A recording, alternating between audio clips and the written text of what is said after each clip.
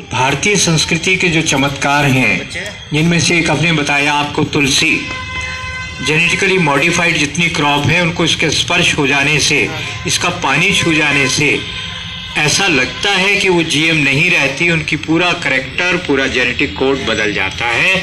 इसके ऊपर और शोध करने की ज़रूरत है। दूसरा चमत्कार है आपका एंजाइम, जो हर तरह के जहर लगता है कि समाप्त कर देता है, कितनी भी तरह के जहर हो, और केवल 1 लीटर में 1 ml 0.1% डालने से भी ये पानी को साफ कर देता है, जहर को निकालता है। इसके ऊपर प्रयोग करने चाहिए। और तीसरा भारतीय संस्कृति का चमत्कार है ये अग्निहोत्र। ये अग्निहोत्र पात्र एक विशेष कोण में बना हुआ है। शिवपॉज पिरामिड जो है मिस्र का, ये उसी के कोणों पे बना हुआ है, वही एंगल है इसके, और बना हुआ तांबे का है।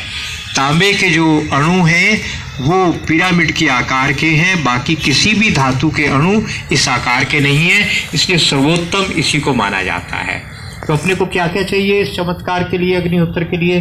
पहले तो ये अग्निहोत्र पात्र चाहिए तांबे का, विशेष कोण में बना हुआ, लोहे का नहीं चलेगा, मिट्टी का बना सकते हैं, सोने का, चांदी का, तांबे का, बस ये सब चीज़ें चलेंगी। तो ये पात्र चाहिए। और दूसरी चीज़ अपने को देसी गाय का गोबर चाहिए। देसी गाय के गोबर में ही वो कमाल होंगे जो इससे अद्भुत प्रभाव हमको मिलेंगे। तीसरी चीज़ हमारे पास ये बिलौना घी, देसी गाय का घी पिलोकर अपने हाथ से निकाल कर बनाया गया हो। और चौथी चीज़ क्या है, अगर हमको अग्निहोत्र करना है सूर्योदय सूर्यास्त के ऊपर, ये 2 प्रकार का होता है। एक होगा जो ठीक सूर्योदय पे स्थानीय समय सारिणी के अनुसार होगा, सूर्योदय सूर्यास्त के ऊपर, और उसमें हम चावल अक्षत लेंगे। पॉलिश वाले चावल नहीं लेने हैं, बिना पॉलिश के चावल लेने हैं। पॉलिश से उन चावल की एनर्जी समाप्त हो जाती है, वो खाने में भी बेकार हो गए, अग्निहोत्र में भी बेकार हो गए। तो आपको अक्षत बिना सूखे चावल लेने, कितने, 1/4 चम्मच, उनको हथेली पे रखना है बाईं ओर, 2 बूंद उस पर घी लगाना है, उसकी 2 ढेरियाँ कर देनी है। और ढेरियाँ करने के बाद प्रातः और सायं के 2-2 मंत्र हैं, वो बोलकर आहुति डालनी है। कैसे डालेंगे?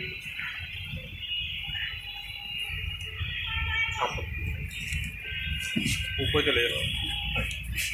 मान लीजिए हमारे पास चावल की 2 ढेरियाँ छोटी छोटी हमने बना दी। अब इसमें एक ढेरी यहाँ पे अग्नि प्रज्वलित की गाय के गोबर के उपलों से, और पहली आहुति प्रातः के लिए सूर्याय स्वाहा सूर्याय इदं न मम। दूसरी आहुति प्रजापत्ये स्वाहा प्रजापत्ये इदं न मम। बस इतना सा काम है। और शाम को क्या करेंगे?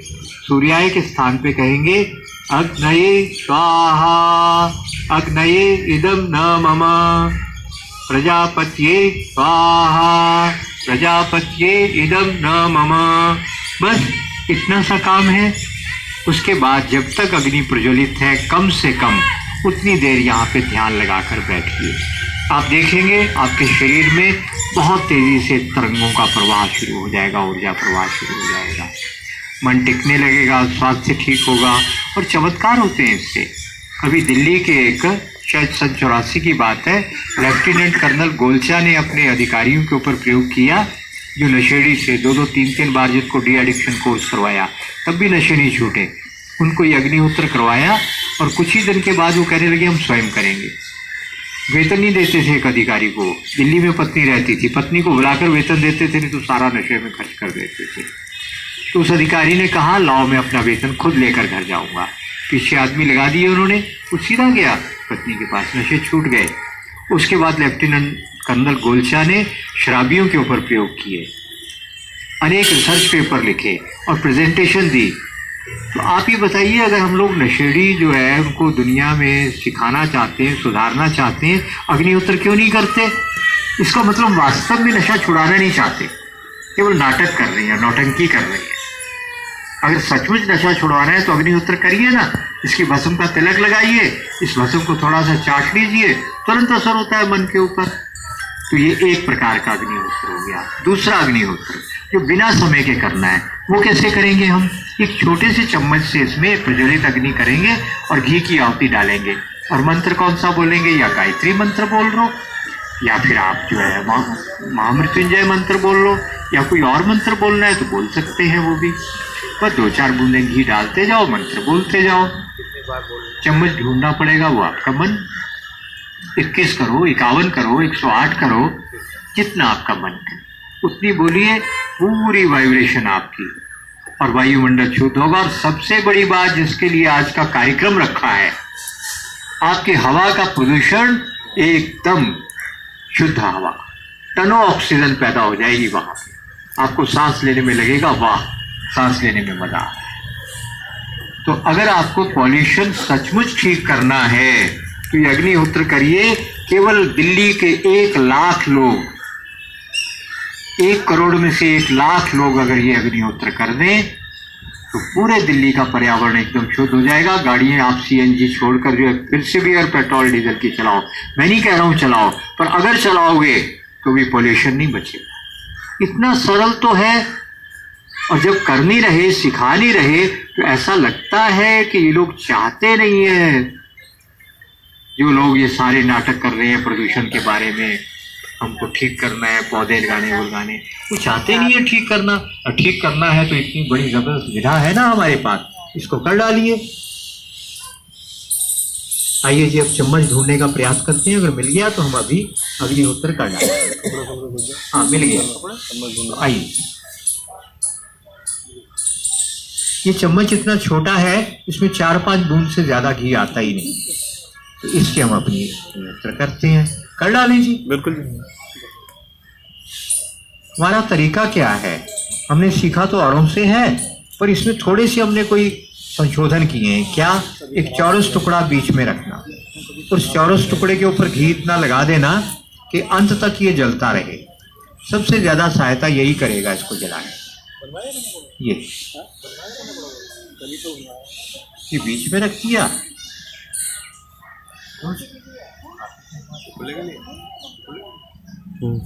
अब उपले लगाने का एक विशेष टेक्निक है। उपलों के बीच में गैप रहना चाहिए, खाली स्थान रहना चाहिए। एक उपला हमने ऐसे लगाया, फिर दूसरा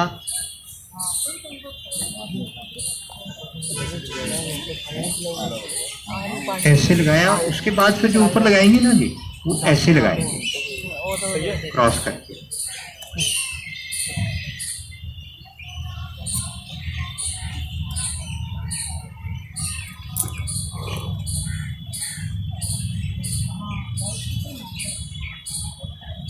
बस ऐसे आप लगाते जाइए, चाहे इतना ऊंचा लगा दो, और एक टुकड़ा ऐसे घी में डुबा लो।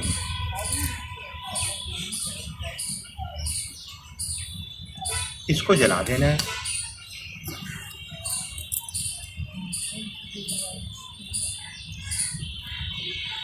बोलो कोई मंत्र ज्ञान है जिससे अपने आवाज लग जाए? कुछ सवाल डालो। गुरुजी, एक चीज पूछ रही है जी। हाँ जी। जैसे ये अग्नि ले रहे हैं ना, तो ऐसा भी कोई ऊर्जा विज्ञान है जिससे कि अग्नि अपने आप ही प्रज्वलित हो, जैसे पहले होता था शास्त्रों में? हाँ, होता है ना जी। तो अग्निमंथ नाम का एक वृक्ष है, इसको अरनी भी कहते हैं। उसको नीचे भी वही लकड़ी रखते हैं, उसका एक खूंटा भी बनाते हैं, और फिर जैसे बिलोते हैं ना दही, ऐसे उसमें रस्सी लगा के उसका घर्षण करते हैं, उससे अग्नि पैदा हो जाती है। नहीं तो हवन के लिए वो यूज हो सकता है ऐसे? वो यज्ञ के लिए ही उसको अग्नि को प्रज्वलित करते थे इस तरीके से पुराने समय। वो ऐसा मानते थे कि वो ज़्यादा पवित्र अग्नि है। क्योंकि अभी भी कुछ लोग कहते हैं कि हवन मंत्र से भी अग्नि प्रज्वलित होती है। मंत्र से? हाँ जी। हाँ, वो भी होती है, वो भी होती है, पर अब वो करने वाले जो है व्यक्ति कोई हैं कि नहीं भारत में पता नहीं। अच्छा, होती थी पहले ऐसे? हाँ, वर्णन आता है ना ऐसा। हाँ जी, वो बताते हैं कुछ बुक्स में है। हाँ जी। घी के साथ रिएक्शन हुआ है, नीला हो गया। तांबे के कारण ना, पहले से पड़ा हुआ था। तांबे में और कांसे में घी विषैला हो जाता है, पर अग्नि में डालने के लिए विषैला नहीं। तो आइए अब हम कौन सा मंत्र बोलेंगे, गायत्री मंत्र या त्र्यंबकम? 11 बार बोल लेते महामृत्युंजय ने, ठीक है। गिनती कौन करेंगे? बाकी टाइम के लिए गायत्री मंत्र।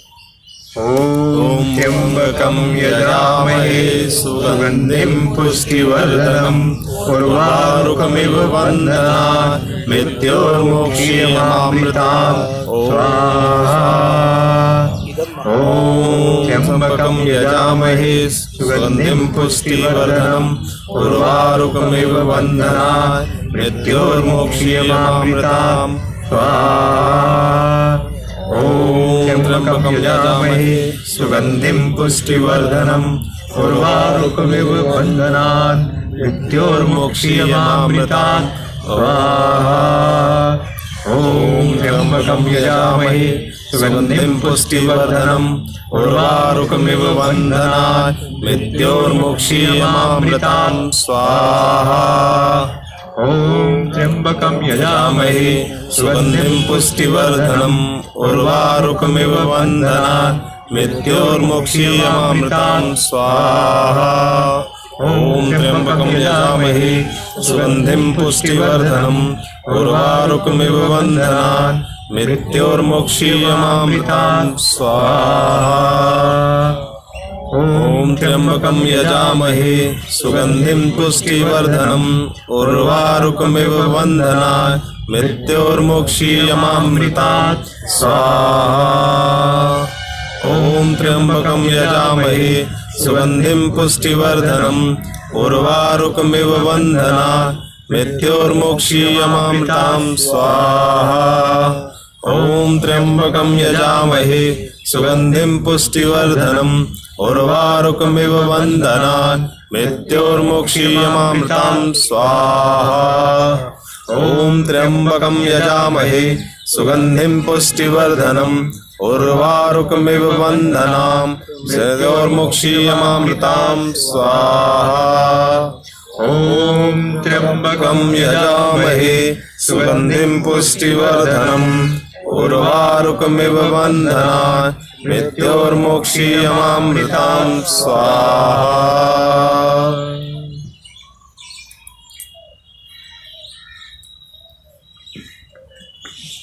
थोड़ी देर 2 मिनट आंखें बंद करके मौन बैठिए, देखिए आपको कैसा लगता है।